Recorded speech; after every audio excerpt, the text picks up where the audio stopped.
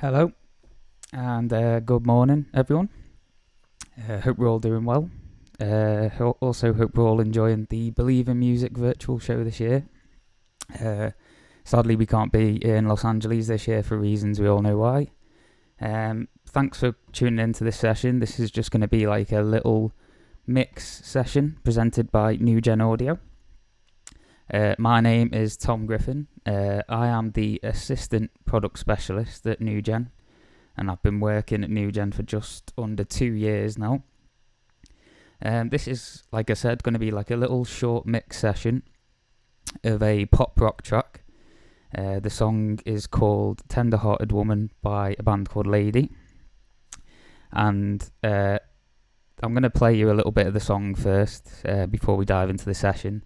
Just a quick mention that the audio from this stream will be in mono, so some of the stereo field processing that I'm going to be doing won't necessarily be audible. But with it's worth mentioning, with any plugins that I'm going to be using today, you can download a 15-day free trial from the NUGEN Audio website, and that's for any of the plugins used today. So if I just close these plugins down on the screen, I'll play you like 30 seconds to a minute of the track, just so you can kind of feel what the track's like. I'm also going to disable any plugins on it so you can hear what it sounds like before I've done any editing.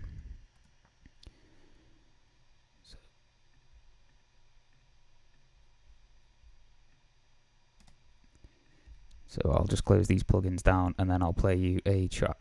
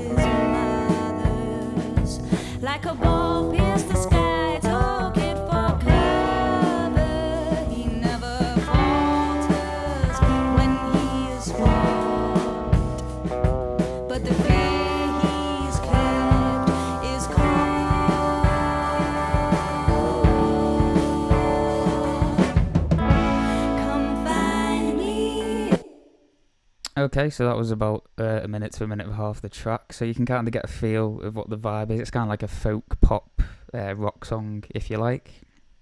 So I'll probably dive into this and go through it instrument by instrument.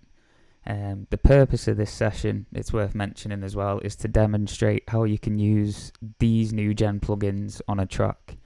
It's not necessarily going to be a webinar to show you a perfect mix or how to mix a track.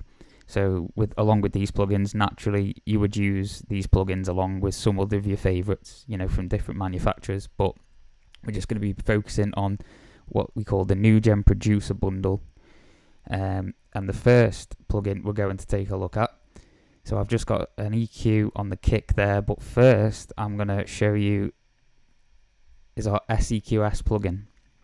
Now this is our linear phase spline EQ plugin. With it being linear phase, all the phase shifting then becomes linear across the frequency spectrum. Creates a more natural sound, also helps with any phase issues with drums as well. This is the snare track that I've got the plugin inserted on. So for the snare, what I'd like to show you is what we call the match EQ function. Now this is a good tool, particularly if you've got a snare sample that you'd like to use. Or perhaps you've got a favourite snare drum that you own, but you've not necessarily had the chance to use it on this particular recording. So what the Match EQ does, it records a snapshot from the sample or the snare sound that you'd like to use and the original recording. Then it measures a snapshot from the recording that's already in the session, and then measures the frequency differential between the two recordings. So in order to do this, you can see on the bottom track here that I've just highlighted, I've got a snare sample there, and what I'm using is our send module. Now this comes free with a number of our plugins, including SEQS. What this does, this just sends the audio from that channel into the SEQS plugin. So I go to Match, which is on the top left hand side. Then I can go from choose Match From, Please Choose, and then you select Record New Snapshot. And then you've got the option is a little drop down menu. So that particular send module I had was called Send To. Now I'll just solo the 2 tracks here. So what I want to do is just record. I've got it set to record about 8 seconds for that sample. So if I press play now.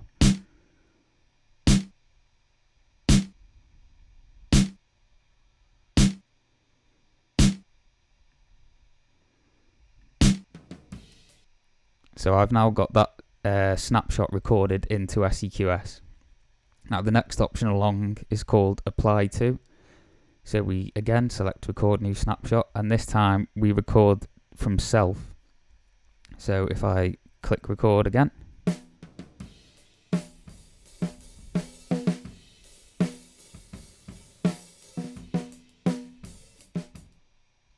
and then click on save.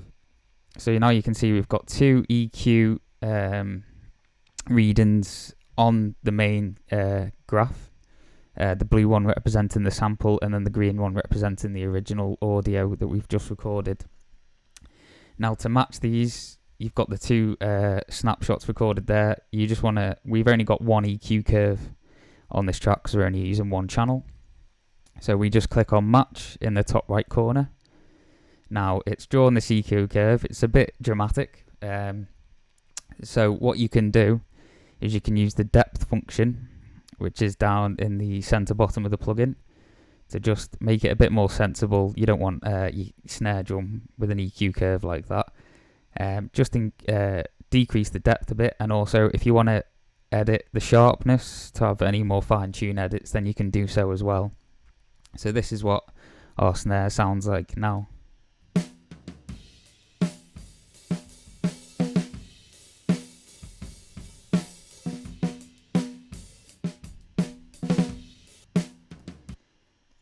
So that's our snare track.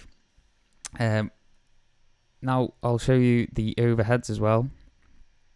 Our overheads, snare and kick are all going into a bus. So I'll play these at the minute.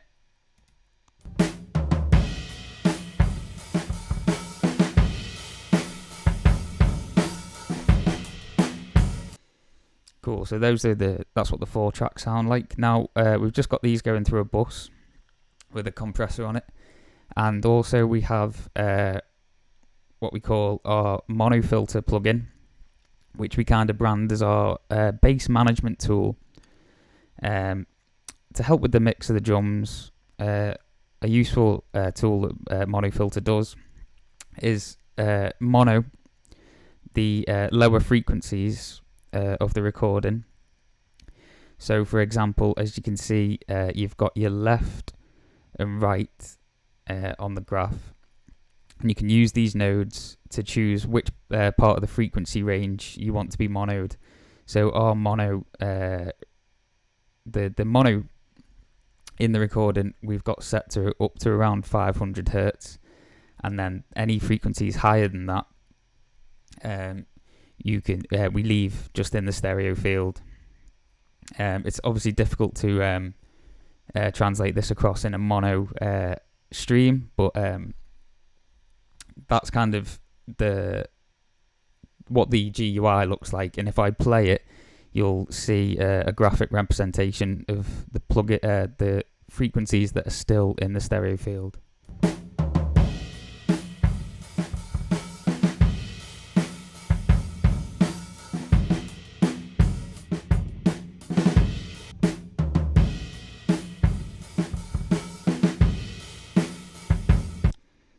So that's our mono filter plugin. We've got one more track on the drums, which is our room mic. The room, for this particular recording, there was only a single mono room mic. So what we can do to slightly enhance the stereo image of the drums is use what we call stereo placer. So this is our stereo placer plugin, and this is like a frequency specific panning tool. And what I've done in this particular instance, I've used stereo placer to find where the frequencies of the hi-hats are, which in this recording was roughly around 2.5 to 3 kilohertz. I've panned those frequencies off to the right hand side, like the hi-hats will be if you were facing a drum kit. Again, this is going to be hard to have audible through the stream, but this is like what the plugin looks like in action.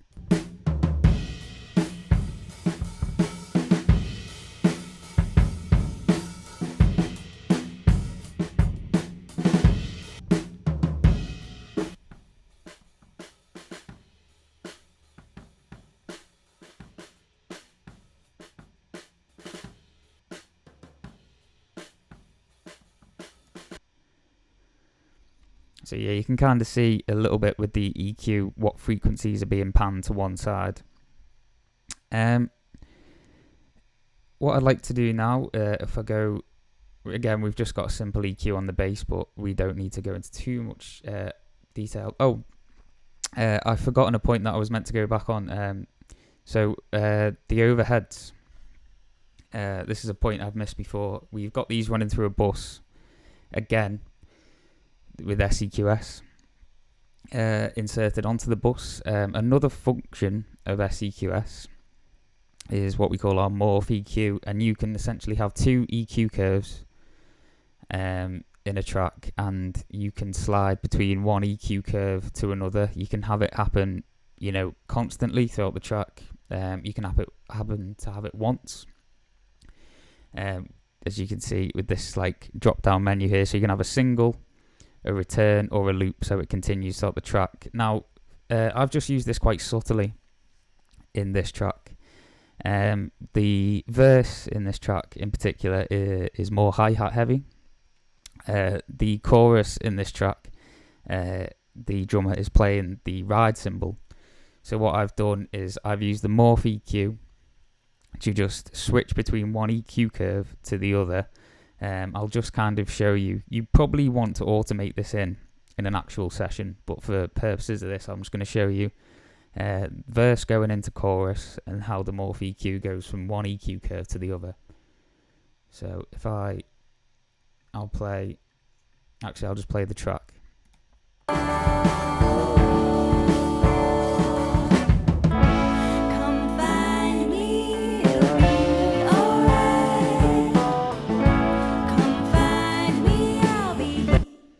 So as you can see in that, this song's quite convenient because there is a bit of a gap in the drums between the verse and the chorus. But as you can see, I've used that to just trigger the morph EQ. So there's a slightly different EQ picking up the hi-hats than there is picking up the ride cymbal. So now moving on from the drums, we've got our three guitars, the three tracks I'm highlighting here. These are all going into another bus, again with another instance of SEQS. Now, I just want to touch on the match EQ function we used on the snare. I'm going to use this on the guitar bus, which I've already recorded the two snapshots. So now, I might have to go do this again. So, if I send, what I was going to show you is the lead vocals I will send into the SEQS of the guitars. So let me just record the vocals dead quickly.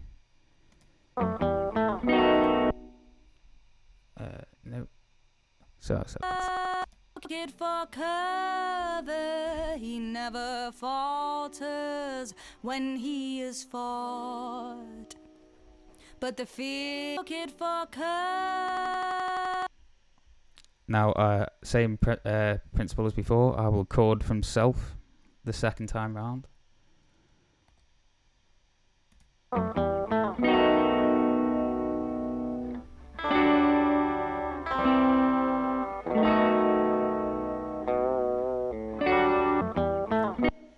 So yeah, there's our two snapshots there.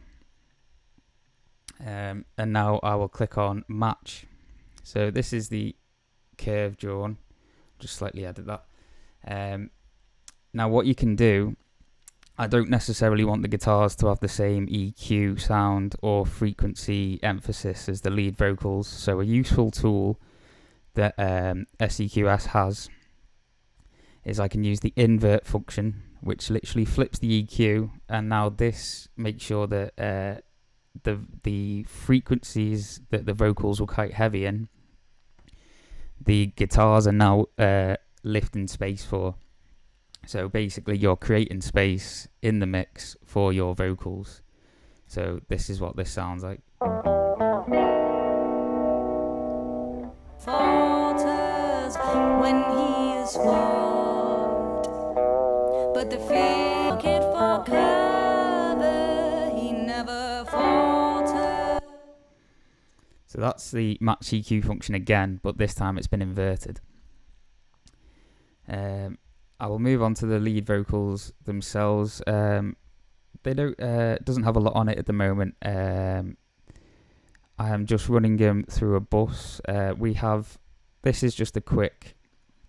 I'm not going to go into too much detail. This is our Paragon plugin, which is our new true convolution reverb that we released in October. Now, this doesn't come with the producer bundle that we're focusing on today. But if you want to find more about this, you can head over to our website, which includes our learning section, where we have a couple of blogs and tutorials, which are also on our YouTube channel. There's also going to be a talk or a webinar tomorrow looking at Paragon in more detail if you want to watch that. But I'll just show you what it looks like when you play audio through it. Kid for cover, he never falters when he is fought. But the fear. So yeah, that's just a quick hint at Paragon there on the lead vocals. On the backing vocals, now this is a stereo track that has been comped together from 6 or 7 different recordings and harmonies put together. So they're now sitting on a stereo track. One way we can enhance the stereo image is using Stereoizer, which is this plugin here. So if I just solo, I'll just bypass it dead quick just so you can hear the vocals.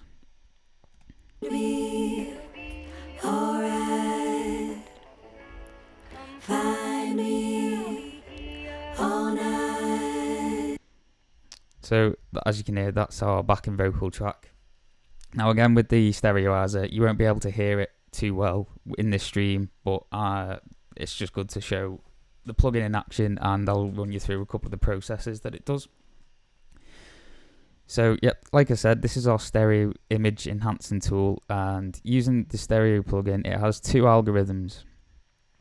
One is called the interaural intensity difference, and one is called the interaural time difference, which we short to IID or ITD. The IID uses the difference in level between the right and the left channels to localize and place the sound. The ITD uses the difference in time arrival from the right and left channels. Again, this localizes the sound, helps to create depth in the stereo field as well. So this is what the GUI would look like.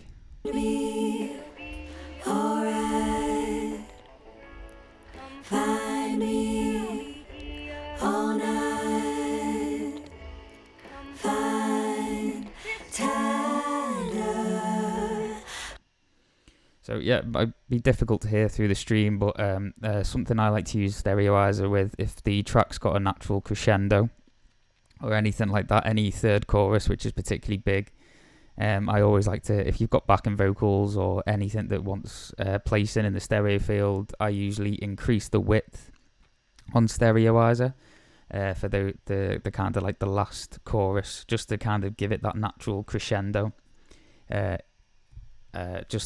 Gives it more of a sonic force towards the end of a track. Also, it's definitely worth mentioning with this plugin that you can see here. So if I'll just play it as I mention this. The Stereoizer that you see on the screen now, we do have Stereoizer Elements, a version of the plugin. This is kind of like a entry level or more simplistic version of the plugin, which is set at a lower price. This is going to be made available in the coming weeks.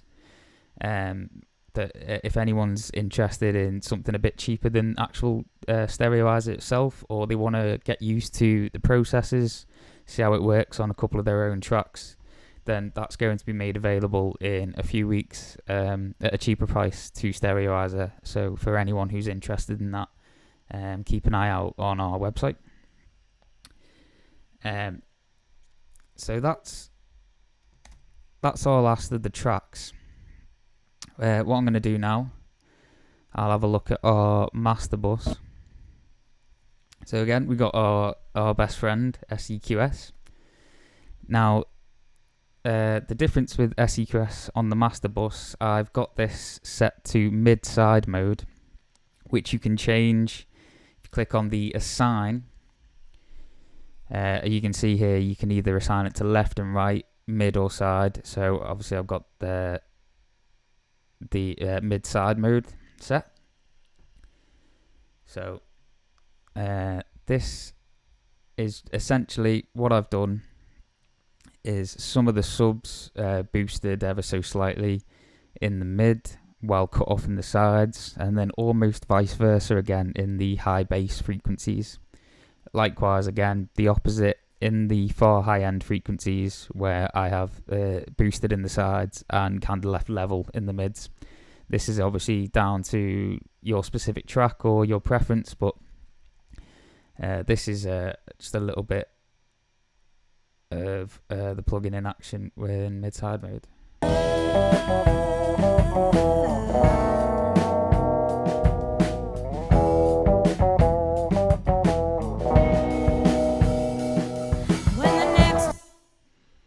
Cool. Next up is our ISL plugin, which you can see in the top right hand side of the screen. This is our transparent true peak limiter. It can reliably deliver brick wall limiting. It includes a number of options where you can change the look ahead, the release, the link between channels, also the dither. So we've got this set up on a sort of a gentle mastering for CD preset at the minute. So I'll just show you ISL.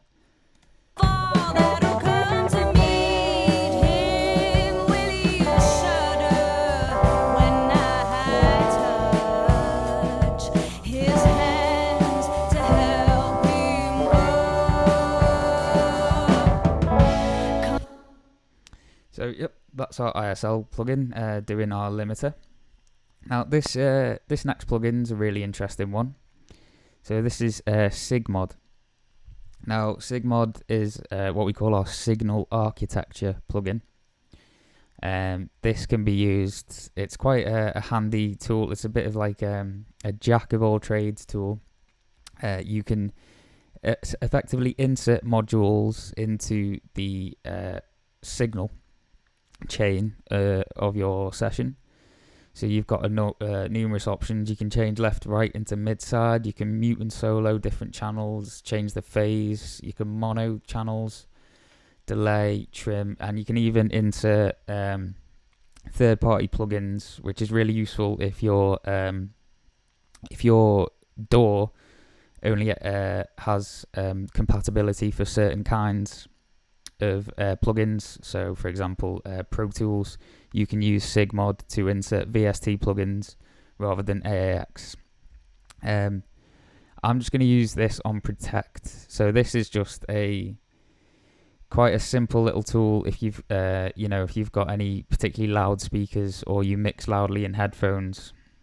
It's quite a basic tool to kind of almost protect your ears and also protects the speakers and the headphones. So whenever the track reaches a certain volume, the Protect module will cut out before the track has reached that level. So a good point is to show you this in the middle 8 where it kind of gets going a little bit.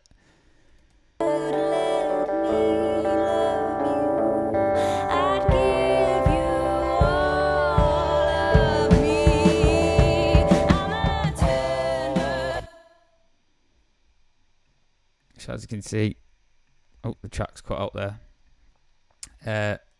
The track, as you can see, in the right channel, you can see it's got a red box where it's broken up the chain, so it stopped any channels, any audio going through to the right channel because that exceeded the threshold in the Protect module. So that's just one of the things you can use for Sigmod. There's numerous others that I touched on before.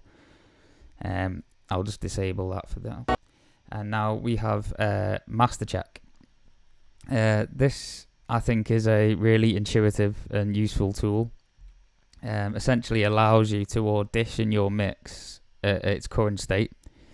So basically, it will show you the playout level of what your mix is at the moment, and it compares it, and it'll audition it against the playout level on streaming services or online services that you upload music to.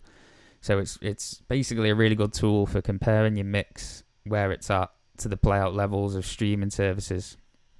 So the best way to do this is if you press the offset to match function, this will play your track at the level at which it will be played. For example, the one I've got here is set to Spotify. So if I click on offset to match,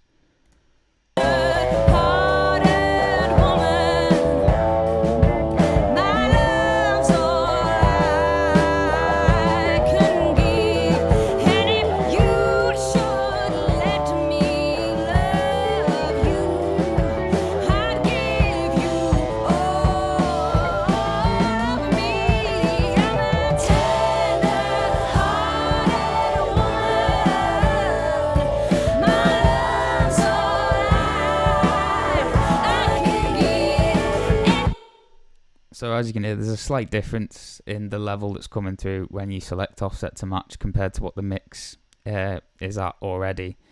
Another thing to mention with Master Check is with Spotify, you've obviously got different platforms in which people use Spotify. So you've got mobile, desktop, and premium. So you can use the delta function, which is in the center of the plugin there next to meter and monitor, and this will show you how much of the frequencies are lost in each platform of Spotify. So naturally, like mobile will be the least quality going up to desktop and then premium. So if I just play you a bit of the track.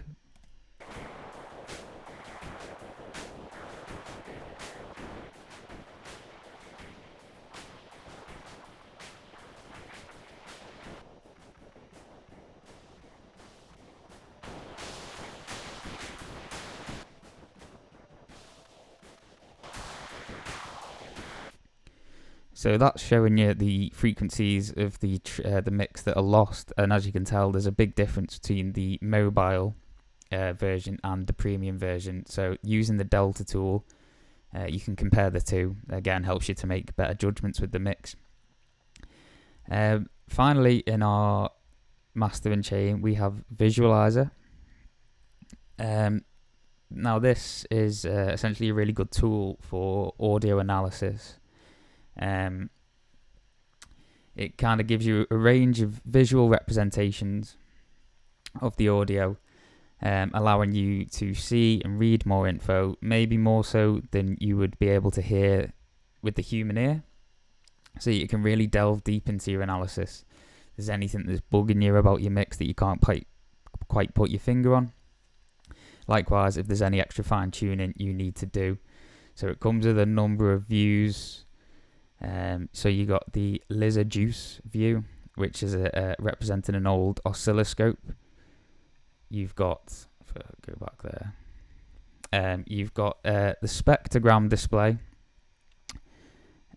which is the bottom half of the interface here. Now this shows you the FFT spectrogram, which shows you the graphic level against the frequency in relation to time. And then also you've got a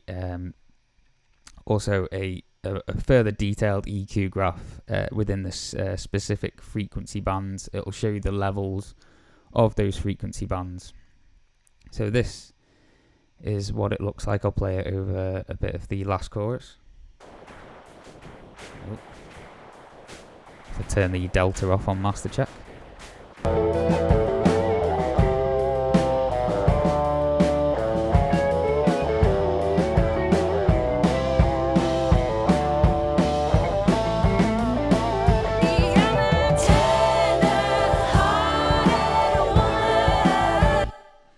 Cool, so you can see there it's quite gives really bright and kind of eye-catching representations of the audio.